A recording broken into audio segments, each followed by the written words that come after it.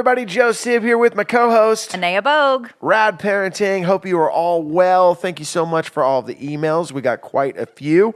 Last week's episode was super, super fun. We talked about when your in-laws or your relatives come live with you after you have a kid. Well, that's the extreme version. Yeah, that's the Reader's Digest version right there. Even if they're just coming to visit. I'm saying they're coming to live with you. Wow, Joe. A lot of the shows, though, come out of the emails that we get, Anaya, including this week's show. Once again, that email is radparenting@gmail.com. I had a listener email us from the show where we did Spoiled Today, Spoiled for Life. Mm-hmm. And he said he almost crashed his car when we said his name on the show. Oh, dear. Yeah, that's which not the plan. It stoked me, though, because that is what's so great about the community that we are a part of with the people that listen to the show, that they can actually have a voice on the show. Mm-hmm. They can send an email and say, hey, this is happening at home. Hey, this is happening with my partner. Any ideas, anything that we can do to help? Today's show, what we're going to be tackling is a topic that's been thrown around in a couple of different emails. It was never really brought to us the way that we're going to kind of frame it today. Mm-hmm. But basically, it's the whole concept of, as parents, how do we allow our kids to fail and to struggle and to learn from those experiences?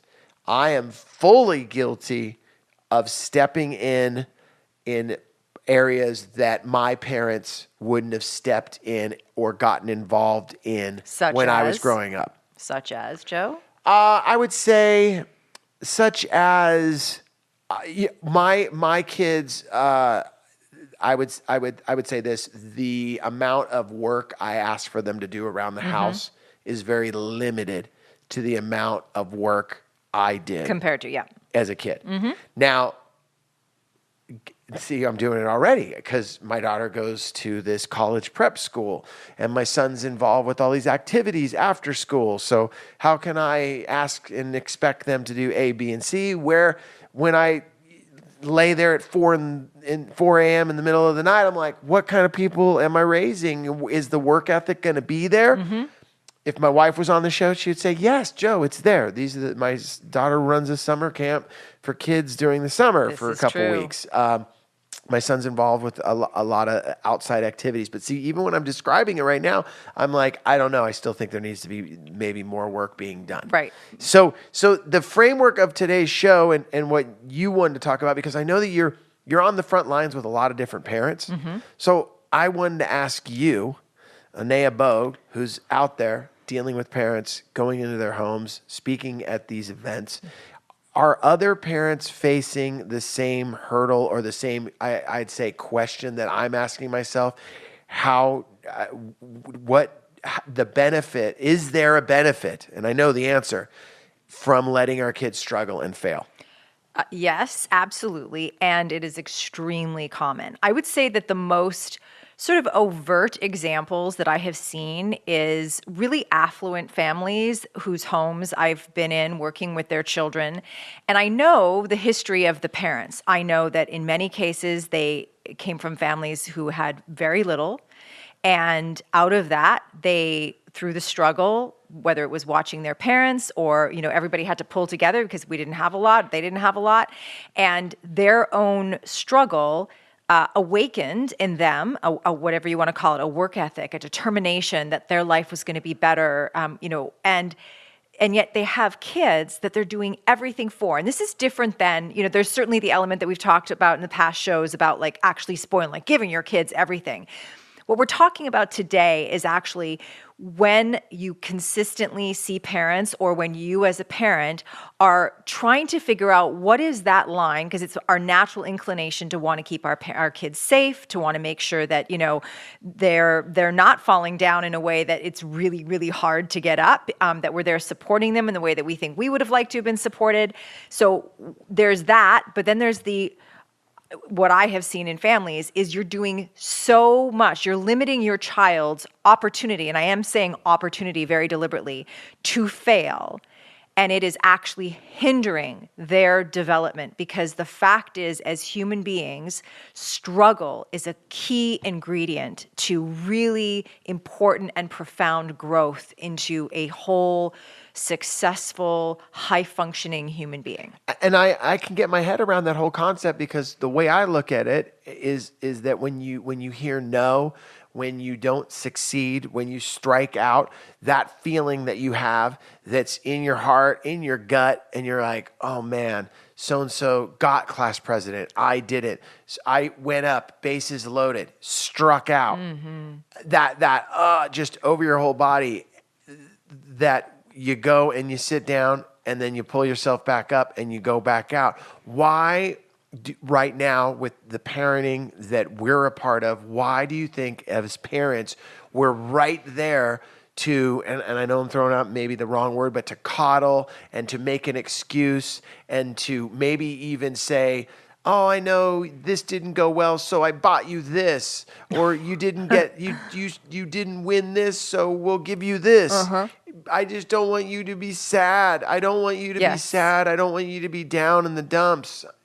Why do we do that as parents? So I think there's a few answers to that question, and I'm just going to, throw out two or three. One, our children, we have to work very hard at not having our children feel like extensions of ourselves. So in other words, like watching my kid, not take first place in that race, or have his team lose for like the 5th straight time, like, oh, that's taking me back to when I was 8 or 10 and I had that same sickening feeling. And our inclination is to keep them from having that feeling. Just like, if we're going to prevent our kid from like falling down the stairs. It's sort of coming from the same place, but not quite. The other thing is that, especially for those of us living in this part of the world, I think that we have gotten into this mode where it's so much about creating comfort that we just sort of on autopilot are trying to make everything comfortable. But is that because, and I got to ask, is that when we say we want it to be comfortable, isn't it easier on the parent when it is comfortable? That's a really, really good question. Because think about it, when things aren't going well, and I know I keep using the analogy of striking out, or the analogy, I'll use the analogy of baseball just because I've been a part of my son's baseball team for his entire time. So when he has struck out, and he's super, super bummed. I feel that, and he has to walk back to the dugout. But then when he gets a hit, it's just, it's the best feeling. And the thing that I've tried to let him understand the best I can with his brain as it's developing in, the front part of the brain where the okay, I can understand what you're saying, is I've tried to teach him, hey man, when you strike out, that does suck. Sit in that feeling. Let that feeling overcome you and really see what it has to teach swim you. in it for a second. See what it has. And then when you do get the hit, it's going to feel so much better. But also, I've, in a strange way, thought when you're sitting next to the teammate that also struck out, you can learn and go, hey, man, I had five times at bat I struck out. 100%. But the thing, going back to the question I just asked you, I feel that sometimes parents, and I want you guys to know, like, this show isn't about you and you did this. It's like, I am guilty of this. When it's my son's comfortable or my daughter's comfortable, then it's comfortable for me, which makes it a little easier as a parent. Right. Do you know what I'm saying? And what I'm going to say to that is, I 100% understand, been there, done it. And what I know, at least intellectually, is it is better in the short term. It might feel, when I say better, it might feel better in the short term, but we are literally denying our children an opportunity for growth that is going to be essential to them becoming whole human beings. So just like, let me just use this analogy to kind of drive this home. Your kids might ask for McDonald's every day. Why? Tastes yummy and we get to play on the structure and blah, blah, blah. But would you give your kid McDonald's every day? Well, no, because you'd literally compromise their nutrition and their physical well-being if you did that. And so we put our foot down and say, nope. And you know what? Maybe broccoli's not your favorite, but guess what? That's going to give your brain all kinds of nutrients that are going to help it function better, and you're going to develop a palate for broccoli. That is part of our responsibility as parents. And when I talk about like the sort of the default, especially in this part of the world, of like we talked, you use everything has to be epic, everything has to be great, everything has to feel good, it has to always be better and happier and more fun, and we are quite literally moving into territory that is going to start creating half-baked human beings. I for totally lack agree of a better way of putting 100%. it. I've said it on the show a million times. Everything's got to be epic. Everything has to be front row. Everything's got to be full volume. You got to get the free shirt. Why didn't I get the hat? Why is the logo so small? Where's this? Where's that?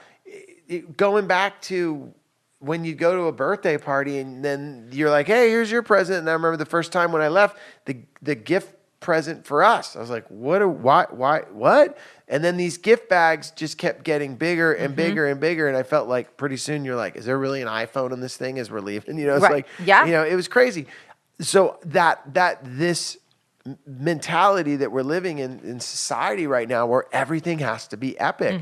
I mean, how as a parent do you manage the world that your kids are maneuvering through? Because let's face it, it's hard.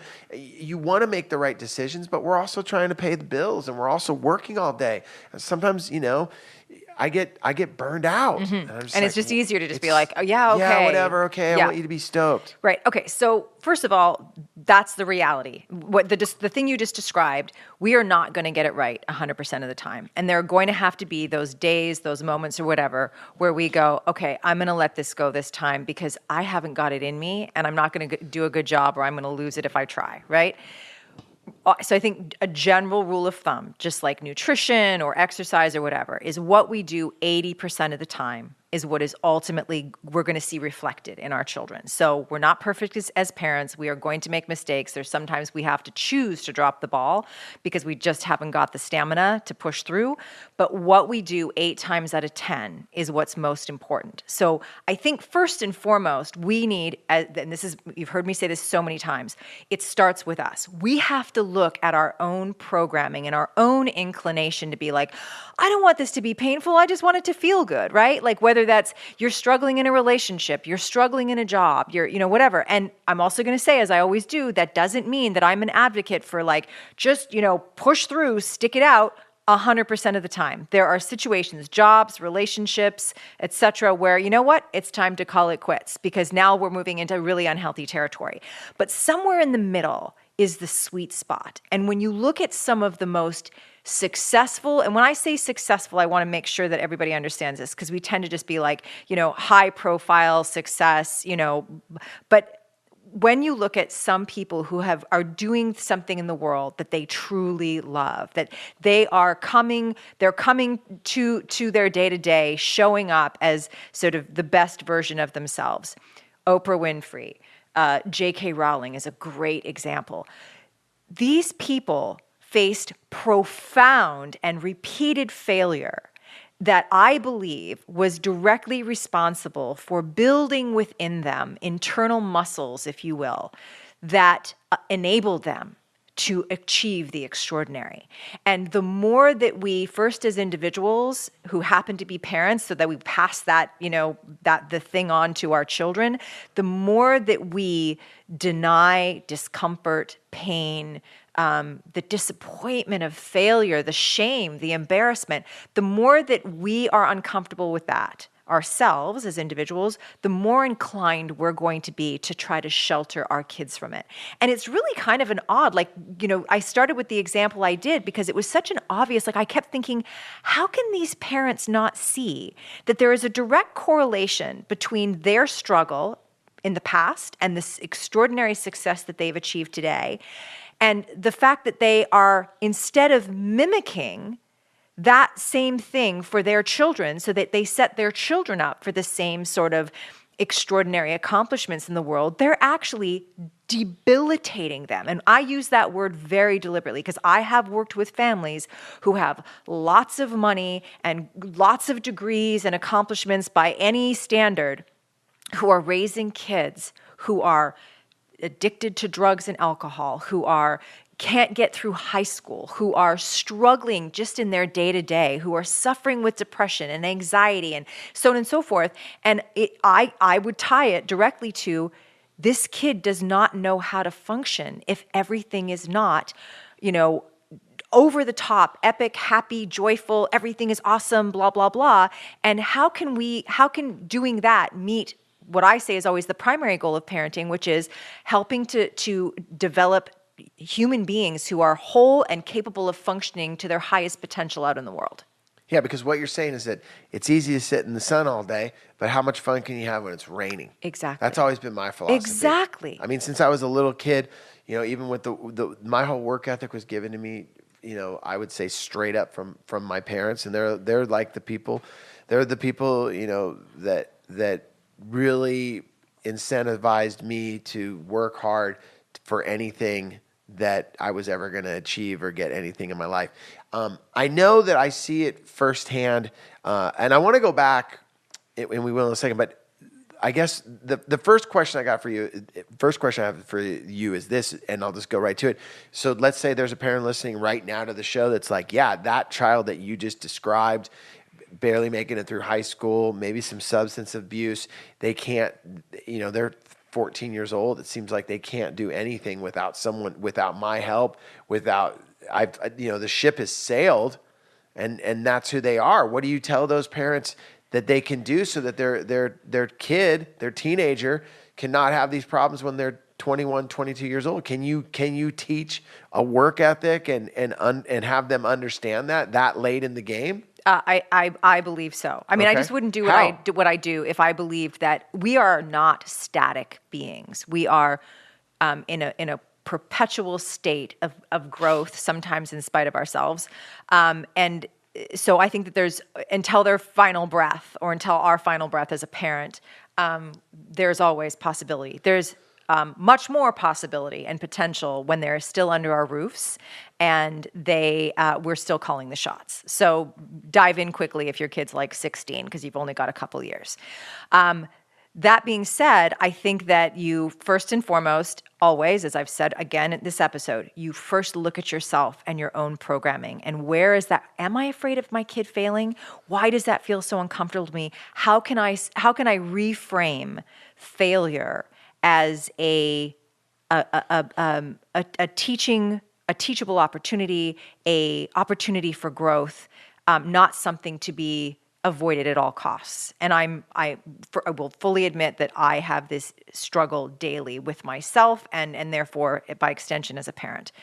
So we first need to look at ourselves. The next thing we need to do is get on the same page with our partner, right? Because there's no I'm going to take this on, but your partner's going to continue with the same mode that has been the case, right? So important right there. I'm glad you brought that up, because if both people aren't on, I hate using the term, the same page, when you're dealing with a topic like this, it can cause a lot of friction. Oh, you're being too hard on them. Exactly. Come on, things have changed. The parenting isn't like that anymore. Oh, Come on, we have the money.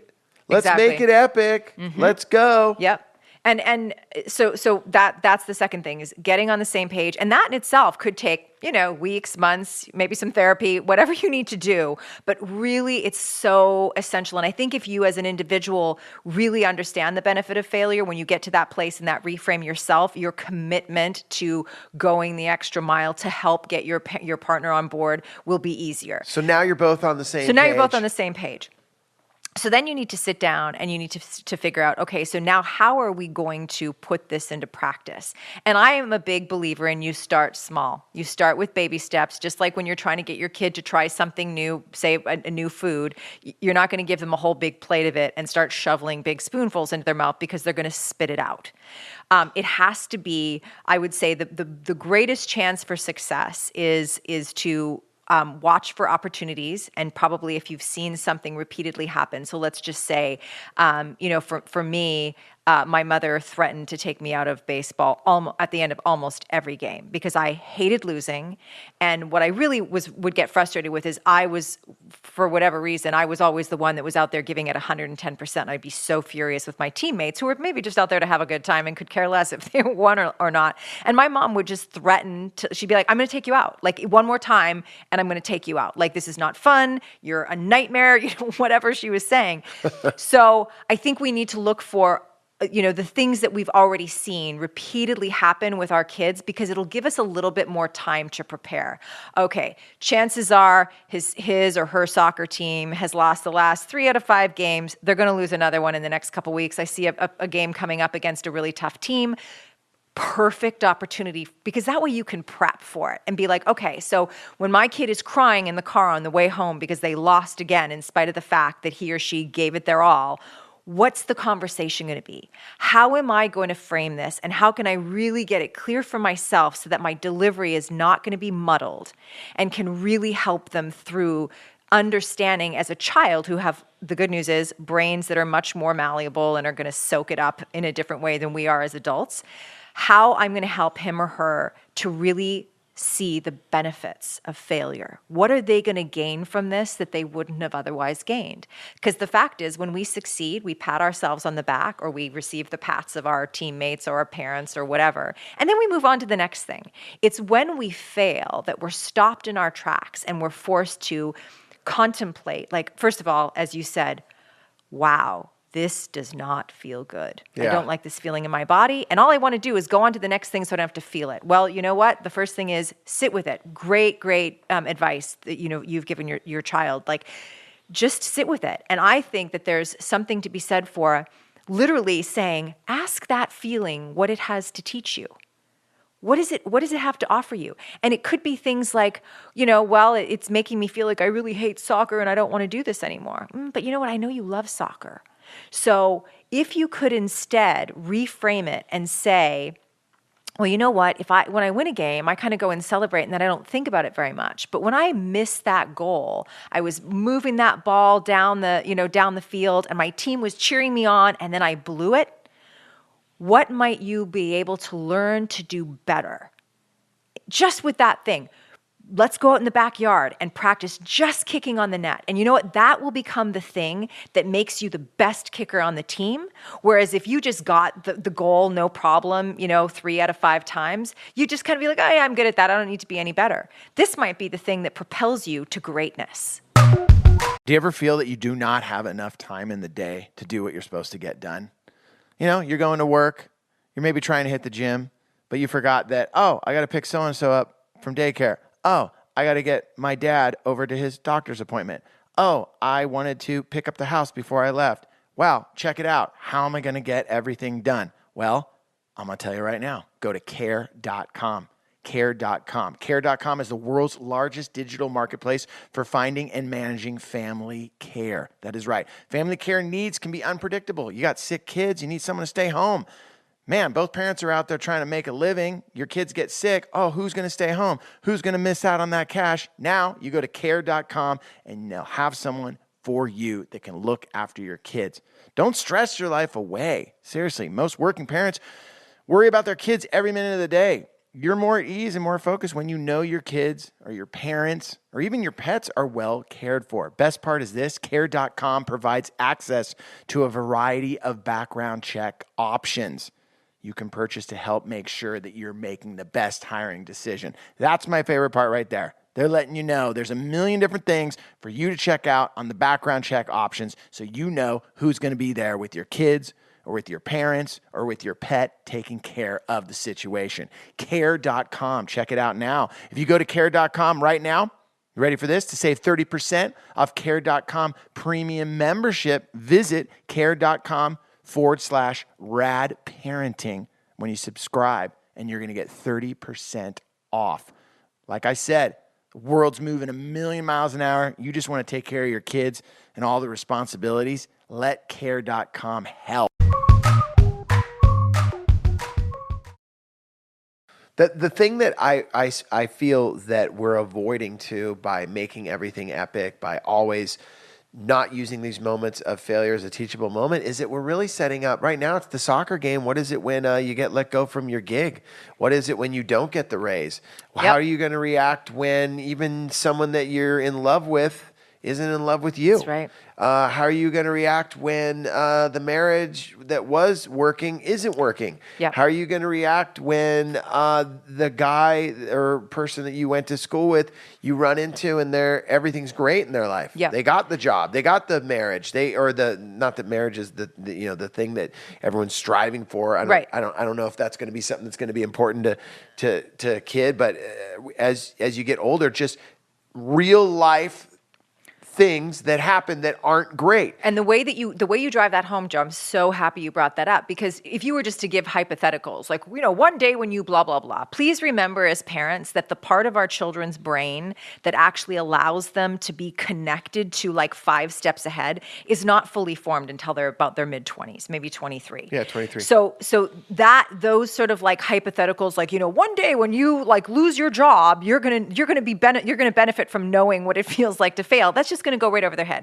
However, telling them a story, for example, of how, let's just use a relationship thing because that's pretty easy, that the person that you were head over heels in love with when you were in high school, that was interested in you for 6 months and then dumped you for somebody else, and you were so heartbroken because you thought that was the person you were going to be with forever. The reality is, I wouldn't have met your mom, or I wouldn't have met your dad, and then you wouldn't be here had I not failed, had I not faced that painful, excruciating, disappointing situation. So there's something in Real Girl, we call it the gifts of no, the gifts of disappointment, because often what happens is we are redirected. We are pushed in another direction we would not otherwise be pushed in were it not for that failure. I've always said sometimes no is the best answer. Yes. You want to hear yes, but when you hear no, you can cross it off your list. I've been in business for 23 years with Side One Dummy. Very successfully. And the bands that we've had failures, huge failures. Mm-hmm. But the reason that we ended up having success with the bigger acts, Gaslight Anthem, Flogging Molly, Go-Go Bordello, those success came from the failures. I'm not going to list the failures right now because those bands worked as hard as all of the rest. It just didn't connect. And we had to sit in that feeling of, wow, this really blows right now. Well, and also I would guess, like, refining your, so what could we have done differently, say, in terms of promoting this band, or where did we get the marketing wrong, or where did we not, like, all of those things help us even in history. The mistakes that we've made, whether it's, military technology or, other kinds of tech that have evolved because something didn't work the first or the fifth or the 10th time. But what I feel the bigger picture is, and the teachable moment to our children, is not giving up just because something didn't work out, just because in my case, a band that we spent money at and we worked and the band worked and they toured, and on paper it was all supposed to happen. It was all there, and it didn't, and it failed. It's a failure. Money was lost. Band fell apart. Everyone went their separate ways. Now on paper, now in reality, it's a failure. But what happened with your attitude? Well, got to pull up my sleeves and go right back in and do it all over again. And I feel that you only learn that feeling from when you're a little child, hearing no, having opportunities. Like I remember even as a kid, there's different times in my life that things went well and things that didn't go well. But the times that things went the worst for me, even when I was later on in my early 20s, I remember the band I was in. I was in this band forever, and I had just graduated from college, and the band kicked me out. They're like, "We don't want you in the band anymore." And I get why they didn't want me in the band, because I was a nightmare. You think you were bad on softball? I was terrible. I made everyone practice on Thanksgiving. I wouldn't let people go on ski trips. I read Henry Rollins' Get in the Van, and I took it way too serious. And I was the worst to play music with. And at a certain point, my friends, who were all friends now, they said, "No, we don't want to play music with you anymore." And I was devastated. I got kicked out of my band. At the same time, my girlfriend broke up with me. And everything that went wrong at that moment. And if it hadn't, I wouldn't have left Northern California and moved to Southern California. Yep. hence going back to your story of, yeah, it was the worst feeling in the world having all of that happen to me. But as a kid growing up, I had had enough times that things didn't go well that it taught me, you know what, this is momentary. It's all this, whatever's happening right now, this is a moment in time and it'll pass. And I feel that that's the teachable moment that we have to have with our kids. I go through it with my son. I go through it with my daughter. Mm-hmm. And I'll say that I use this term loosely because I don't want to throw it out there and have anyone's feelings get hurt. But the times that I don't do it and the times that I go, I want it to be comfortable.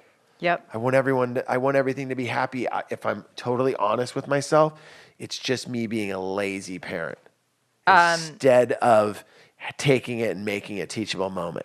Okay, so you mean like the laziness comes in like, I'm just going to make this comfortable for them and not engage in the process of helping them see the gift of the failure. I am describing my act that I'm you know me, we started this podcast on an idea and here we are 70 episodes later. Mm-hmm. We work hard at it. You know, we make it happen. Mm-hmm. I have a work ethic I'm super proud of, and anyone that knows me knows my work ethic is insane. So you would assume right now, oh man, Joe Sib, his son has something bad happen at school, and he's going to let his son sit in that moment and really learn from it and sit down, and they're going to have a conversation when needed. And I'll say right now, sometimes not so much, and I do something comforting. Mm-hmm.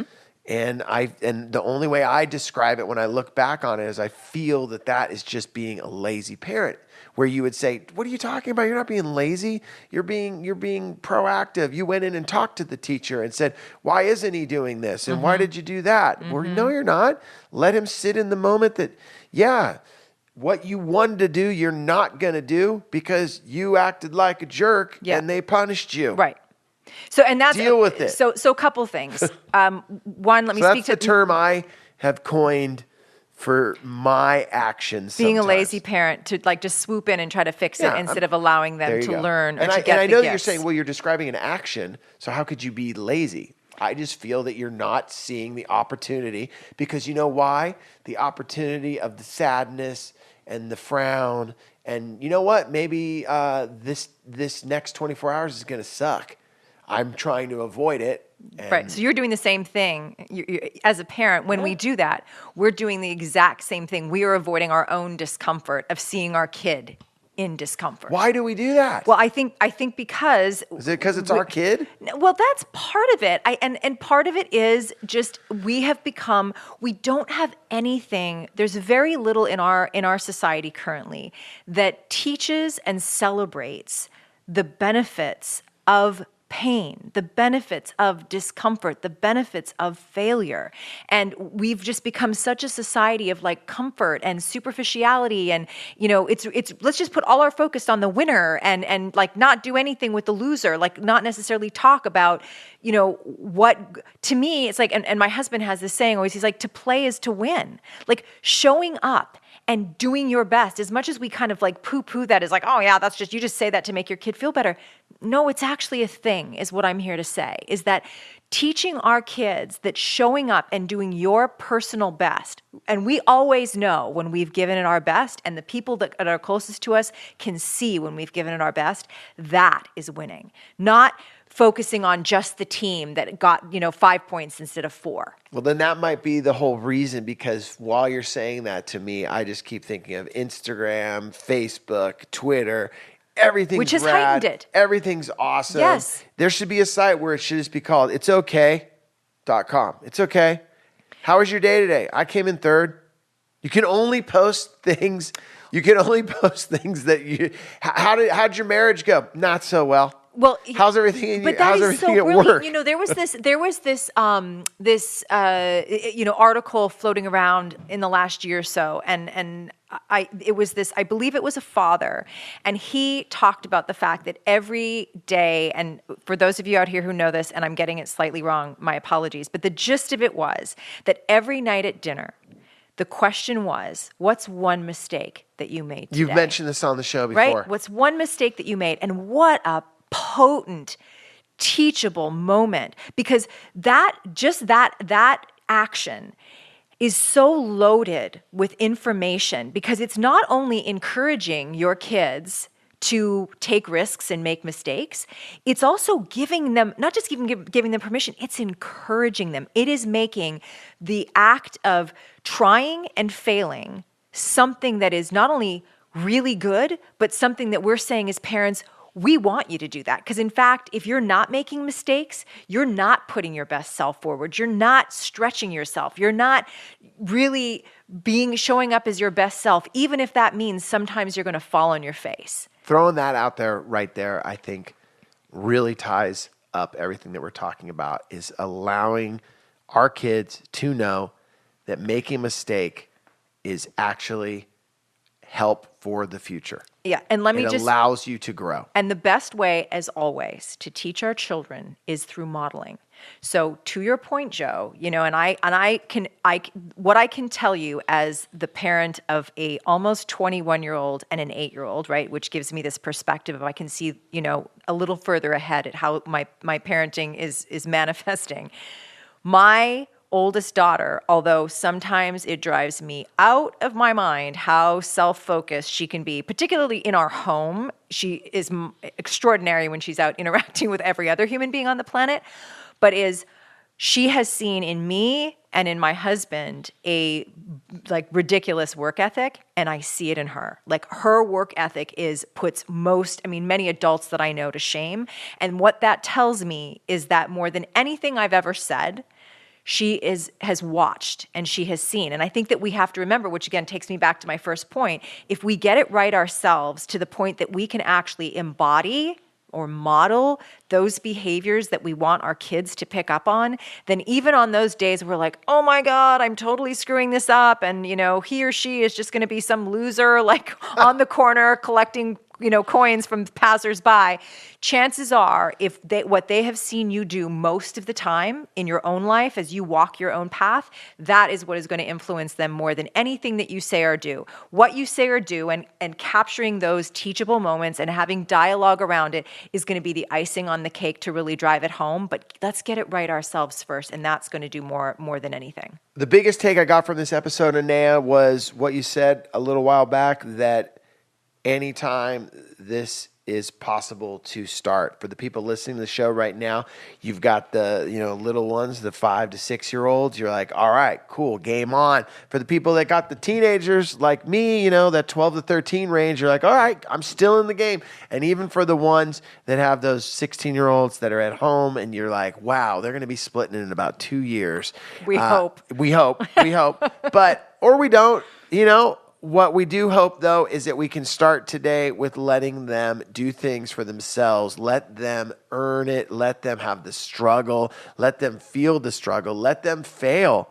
And I love what you're talking about. Sit around the table every night and ask, hey, what mistake did you make today? What did you try and it didn't go so well? What did you throw out there and it didn't stick? And what did you learn from it? What did you learn from it? What do you know now that you wouldn't have had you not done that? So important.